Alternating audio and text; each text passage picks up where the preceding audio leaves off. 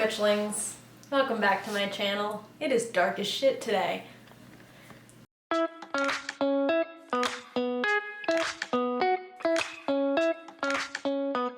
It is me, your local chaotic witch hunt. I hope y'all are having a great day. Today we are doing another revisited episode. You can see I don't have as much natural light as I usually do. So we're just gonna have to cope today. Here we go. Basics of banishing, binding, and unbinding. Very good, 10 out of 10. Anyways, I hope your day has been good.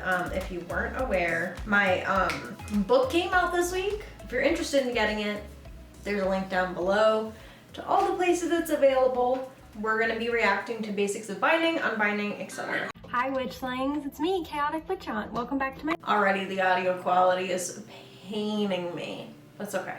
Welcome back to my channel. Thank you so much for joining me on this wonderful November 10th evening day. It's gonna be really rainy tomorrow. I'm gonna collect lots of rainwater. I'm very excited. Today we're talking about banishing and binding. So I consider these practices to be more intermediate and advanced than beginner.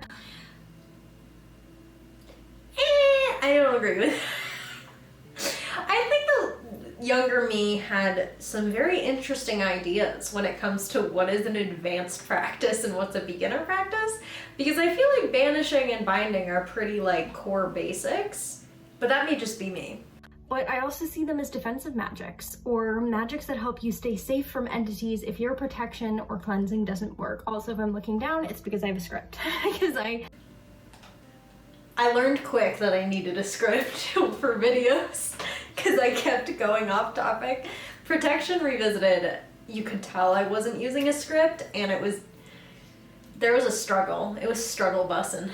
Ramble without it. Can also, banishing and binding, specifically binding, can also be considered offensive magic. There's like defensive, offensive. So defensive and offensive magic are more terms that I personally use than terms that you see a lot of places. And that's just to be clear about that. That is more of a me thing. I write about it in my book, Spells for Change. But to me, defensive is taking the defense.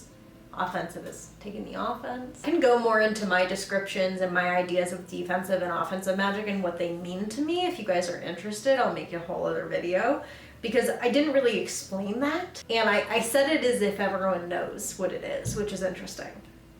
In my opinion, there's not really any like light and dark or low and high. It's like offensive, defensive. The audio quality is killing me. Like a sports game. They are imperative to me to create a foundation for you to excel in your craft. And to me, they are just as important as magics like protection and cleansing, because these are spells to help and methods to help when something goes wrong. They are not necessarily similar. They are two different types of spells, but I'm putting them together because I typically do them together. Starting off, we're going to talk about why we banish. We're going to start with banishing and then move to binding. Banishing is amazing not only— Off topic, but I wish my hair, I kind of miss having hair long enough to put in a ponytail. Well, that's actually more of like a messy bun, but I think that that's the only thing I miss about having long hair, is being able to pull it back. For negative energies, but also negative entities. Enunciate, bitch. Pop off. Yeah, I guess banishing negative energies and entities. I truthfully don't do a lot of banishing. I guess I kind of do, because I now intertwine, rather than banishing and binding, I tend to intertwine cleansing and banishing. So I cleanse, and there's a little bit of a kick to it in case something goes wrong. Banishing is what we do when our cleansing and protection methods fail us. Really? I can see how maybe I understand where I was coming from with that statement, but I do think that banishing is a very separate thing from protection and cleansing. And yes, if you're cleansing and you feel like you still have negativity around, you can take it, you can go to banishing. If your protection isn't working, or you feel like it's not doing enough, you can go to banishing. But banishing is also like its own thing that can be used for a lot. Like banishing bad vibes, banishing a bad person from your life, banishing a spirit you don't want around, banishing a habit, behavior, etc. that you don't like. Like, banish the bitch to the outer realms or something like that. Or something attaches to us. So let's say you have a toxic friend that you want to get out of your life. When you cut them off, you can do a banishing to get rid of their energy. One of my favorite examples of kind of a banishing, and I do consider a banishing, is a freezer spell. And a freezer spell, find in a lot of folk magics. It is in hoodoo, Italian folk magic. I believe there's a form of it, at least in most folk magics. I definitely know, I mean, I do the Italian folk magic version when I'm doing it. But to me, that freezer spell is freezing someone in their place as well as freezing them out of your life. And it kind of gives them a cooldown. So that could be banishing. I consider it banishing. It's probably one of the only banishing spells I do. Different banishing methods work for different things. If you need to banish specific energies, just like a bad vibe, a banishing bath is fantastic because that completely covers you. You can also do a nice little cleansing and up your protection with that. Versus banishing a specific entity, a candle spell or a candle and a satchel spell would be a great alternative. The reason I say candle is because a candle to me is my favorite way of putting an intent out into the universe. Same with I still love candle spells. Burning things, and a satchel you can hang or keep around to ward things off. Some really great banishing herbs include cinnamon, rosemary, bay leaves, cedar. Hold up. Cinnamon? Bay leaves, yes. Bay leaves are very cleansing and historically have been used like that. Frankincense, I guess. Anise? Anise. Coffee, yes. Garlic, yes. Cloves, yes. Anise, I guess. I don't know about rosemary and cinnamon. Cinnamon kind of caught me off guard. I use cinnamon for abundance magic now. I don't think I've ever to bring something good in. Cedar, I do not use in my practice at this point. I don't even think I used it back then. I don't know why I listed it. Frankincense, yeah, is good for purification. See, these are, the interesting thing is, a lot of these are what I would consider purifying herbs. Frankincense specifically, cloves as well, really good for protection. Garlic, very good for this. It seems like they have other things, the warding or banishing. Cinnamon is, who told this bitch that cinnamon was a banishing herb? I guess, kind of. Olives, cannot compute. Frankincense, coffee, anise, cloves, and garlic, which is my favorite. The things that I associate with banishing are stronger smelling or There's my explanation. Strong smelling or strong tasting herbs. Okay, bay leaf? Cloves I can understand why I put there because it turns out I'm allergic to cloves. So no wonder I was like, this is gonna banish me. Oh my gosh. Stronger tasting. So you can also probably do, I feel like chili peppers could also be used, and a lot of these are also used in like bay leaves and cedar you can burn. Frankincense is something you burn. And some great stones for banishing include black jasper, black tourmaline, quartz when you charge it with intent, smoky quartz, and jet. All of these are also... Anything is a banishing rock if you throw it hard enough. That's a joke. Don't take it seriously. Really great stones for just protection in general, but they do kind of ward off that negative energy or transmit that negative energy into positive. Transmute? Did I mean to say transmute?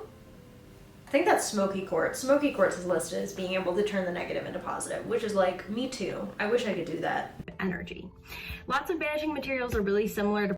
If you see this plant back here, this plant in the back there, I killed it. That was a private plant. It died. Protection and cleansing methods, but it is a change of intent. That makes, yeah, okay. I agree with that. I do believe that banishing is a slight change of intent with a lot of overlap between cleansing and protection herbs. Thank you, young Frankie. With banishing, Her earrings, and I'm saying her because that was their pronouns at that time. They use they, them now. She used she, her. I typically do banishing when I feel like something has gotten through my protective wards. I don't do banishing as much as I do banishing to get rid of shitty people now. If I really don't want someone in my life, banish them. My version of the cord cutting ritual that I talked about is also more of a banishing than a cord cutting. To remove someone from your life and sever kind of a connection and then get rid of them. Used to, because I didn't used to have really great protection.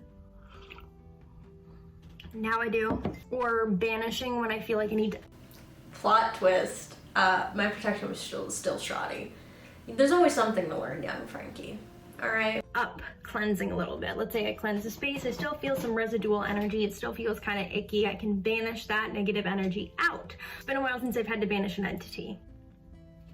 I'm very proud of that fact. Okay. Moving on to binding. Now with binding, this can be done before a banishing ritual to stop an entity or a person from hurting you. The typical kind of thing, as you see in the movie, like the original Craft movie, is like, I bind you, Nancy, from doing harm to yourself or others. I bind you from doing harm to yourself or others. I use bindings pretty frequently. It's simple binding, and that can be done with a string and a piece of paper. You write the person's name on it, you do a little tie up. I'm glad to say that I had an understanding of what binding was as a youngster. As a youngin', 2 years ago. I'm gonna be 24 this year. Ooh. I'm 21 in this. That's almost 3 years of me doing this. Terrifying. Knot spell, or witch's ladder as it's called, and you can do an elaborate binding like tying something to something else, an entity to a stone, or an object, which would be done. You'd have the object, Once again, bringing up tethering things. What was my obsession with tethering things? I don't understand. Oh man, okay, continue. String, and you'd energetically tie the entity to the object. Stop it! Okay, so if you didn't watch my revisiting protection video, I will put it here. I also talked about energetically tying things there. What was going on in my life that made me make so much, I don't understand what's going, why am I talking about energetically tying things so much? What was going on? I never do that now. So what was happening that made it get brought up so many times? Or bind it to the object. So if you need a more intense binding, some particular herbs to use are angelica, calamus. Okay, all right, slow down. Some of these, if you're doing them in a binding, it's gonna fuck the person up. Poppy, so all of these are good for binding, yes, but they are also herbs that have their own purposes. Specifically, calamus we'll see in some domination working. So if you want to dominate the person and bind them, calamus would be good. Morning glory vines or any type of vines, very good. Agar, not sure why I put that down. Never use that in my practice. Angelica, to my understanding, was a really good plant for, hold on, I don't even remember. I'm gonna use my phone. Angelica root, Holy Ghost root, guardian healer, okay. Uncrossing and clearing. So, I would not, banish negativity, there it is, okay. It's good for banishing. So if you want to banish someone from your life in a binding, angelica would be good. Rose stems, not sure where I got that. Black pepper, good. Molasses, don't do that. Molasses is sticky. It is sticky. So if you put it in a binding with the intention of I guess you can stick the person to themselves and stick them in a certain place, but also you could accidentally stick them to you. So be careful with molasses, okay? This calamus root, rose stems, I like morning glory vines, but any type of vines work. Agar or gelatin, molasses, and poppy. You're gonna want to use sleepy or sticky herbs to really kind of get them wrapped up in their own bullshit, kind of. And you can also use snake skin. So for me, binding is why snake skin? If my veil fell off. I don't understand what snake skin is going to be used for. Snake skin is for rebirth and transformation, so I'm confused unless you want to bind this person to rebirth, why we would do that. Typically used to keep someone from talking ill about me, keep them from harming me or someone else, and they can be bound to something, which I already said. Bindings and banishings are, to me, very important when you're a beginner, even if they're more intermediate or certain aspects of it are more intermediate. Depending on how strong your binding and banishing is, they can be undone. I've done bindings before to people who I thought were going to harm me. They didn't. In the same vein, you also have unbindings. So let's say a spirit has attached itself to you. You do a banishing, it doesn't work. You try to bind the spirit and banish it, it doesn't work. You've done everything, you've tried everything. My go-to for that is usually the spirit has somehow attached itself to you or an object around, and in order to get rid of it, you need to figure out if it's attached to you or an object, etc. Do an unbinding, which is basically a reversal of a binding, or a cord cutting, which is cutting or an energetic cord, a ritual to do that. Unbinding is really important because you can't necessarily just undo a binding by cutting it and dismantling the spell. That energetic binding is still there. And so when you do a binding, in order to unbound it, you have to go through a specific ritual like that. Unbindings are also really popular in, you know, quitting a bad habit, pushing something out of your life, something that's very connected to you, which a cord cutting is kind of a simplified version of that, in my opinion, to cut an energetic cord very quickly, or an unbinding is a more drawn out process. The unbinding spell that I did an unbinding spell once. I think this is what I'm talking about. I have access to is 7 days and needs to be done on the waning moon. A lot of people will sometimes say, well, if you think you've done this, do an unbinding. If you think you did this, do an unbinding. Unbindings, I feel like, are not as common and not as well used as a cord cutting. I think they're wonderful. They just do take time because it's like if you're getting rid of a bad habit, you need to be proactive about it. But yeah, apart from that, other kind My audio cracking. of banishing binding stuff is we have, you know, the evil eye, where you can see my little evil eye bracelet on right now, where someone will throw an eye on you or send bad energy your way, and depending on your culture, whether you are in Doing a great time. They're doing great. They're doing good so far. I don't hate this video. Italian folk magic, hoodoo, etc., you have different ways of getting rid of the evil eye, which in Italian folk magic, which I am currently studying, Oh, how times have changed. magic, which I am currently studying, is called the Malok. I don't know if I pronounced that right. I'm still learning pronunciation. And in different cultures, there are different ways to get rid of the evil eye. The evil eye is considered just like low vibes, bad energy. Like someone looked at you. Not the low vibes. Not the low vibes. Malokio or Malok comes from envy, jealousy, someone looking at you with one of those things, or even bad intention, talking bad about you. That's more what it's about than low vibes. A certain way and sent some stuff against you. The evil eye is just like, it can be cast with just your eyes. So there's all these kind of things that different cultures and practices do to rid yourself of the evil eye. You can do technically a banishing for negative energy, and that should get rid of it. I mean, technically yes, but also at the same time, I have traditional remedies that I do, and I just do those instead of a banishing. As an experienced practitioner with the evil eye, you have to do specific rituals. So if you have oil and water, the evil eye, and you feel like someone has put an eye on you, or you feel like you have done everything and you still have bad vibes around, go to a professional witch. Visit someone who... I love that. I agree. Someone who knows about the evil eye, depending on their culture, just a more experienced practitioner to help you out. And banishing and bindings are usually in plenty of spell books. I would just look around. I'm personally not... Where are they, Frankie? I don't know where they are. Bindings, I don't remember the last time I saw a banishing or binding book, except in my book. I'm sure they're around. I need more spell books. I don't buy a lot of spell books, and I think that's why I was like, just look around, because I was like, I don't know where they are, where they exist. I'm personally not going to give mine out, because if I give mine out, then people can undo them. I stand by that. I'm not giving mine out. If I ever need to do a binding, and I don't want to give you all that power, not that I don't trust you, but it is the internet. No, I don't trust anyone. It is the internet. All right, the recommendation station for this week. This recommendation station will continue. Is the rest of this just me recommending a book? Hi, Daisy.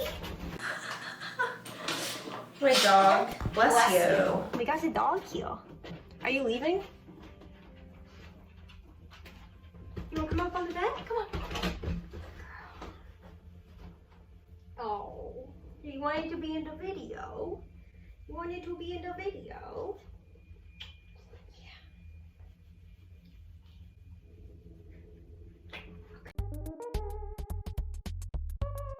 All right, we just took a 180. Hold on. I just listened to what I just said and I have no idea how we got here.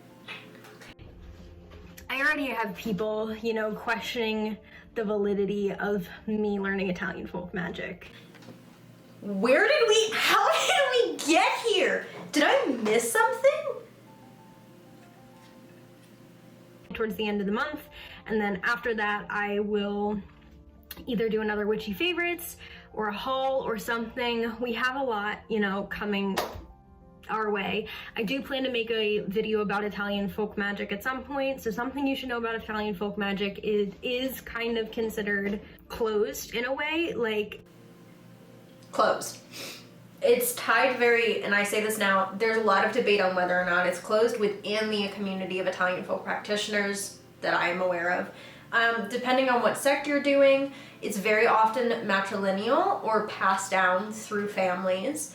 And it's very much tied to the ancestors and the land of Italy, and like very much about the culture, the folklore, the superstitions. So while it's not closed, I do, and like if you really wanted to learn it and you went through the proper channels, you could. The question is, if you're not Italian, why do you want to? That's kind of my take on that. In a way, like, in an extent, you can learn about it. There is, like... You can learn about it without practicing it. I think that everyone should learn about things, even if it's not something that you would personally practice, because I think it helps us grow. Is, like, access to information on the folk magics. You can love it and appreciate it and respect it, but you should have ancestry in Italy or be Italian in order to practice.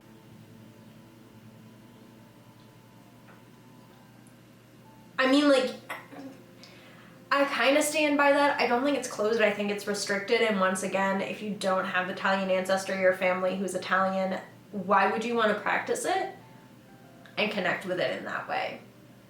I think that's my, and I've seen, like I said, this discussion is ongoing within the community of practitioners having conversations. It's totally like a personal thing in which when you come to like whether or not you think it's a closed practice, it's totally up to you. It's folk magic, so it's like folk magic is magic of the people. If you're not connected to the people, why do you want to learn that folk magic? It doesn't mean that you can't learn about it, but it's, you know, that's the question that kind of comes up with me. In the same way that if someone came to me and said, hi, I want to learn Slavic folk magic, and I'm like, oh, okay, are you like, and they're like, but my ancestors aren't Slavic. I'd ask, why do you want to learn it if you have no connection to it? That's kind of the basis of it. In order to practice it. The reason why a lot of the rituals and the deeper stuff is not talked about is because I kept secret. I do still keep this stuff secret. I don't necessarily share a lot of my Italian folk magic online. I do give resources, I do talk about some of the practices, but to an extent I'm not handing out everything that I know. So yeah, I don't know how we got there. We did get there. And that is my opinion on this video. As usual, not a bad video. We got a little off topic and I wish I had spent more time talking about banishing, binding, and unbinding at the end, or like more information at least in general. Yeah, I mean, I disagree with some things. I don't necessarily think that's bad. I think I've grown in 2 years. It's not the worst video it's not the worst video I've seen from my younger self. That is so fucking bright. Jesus, calm down.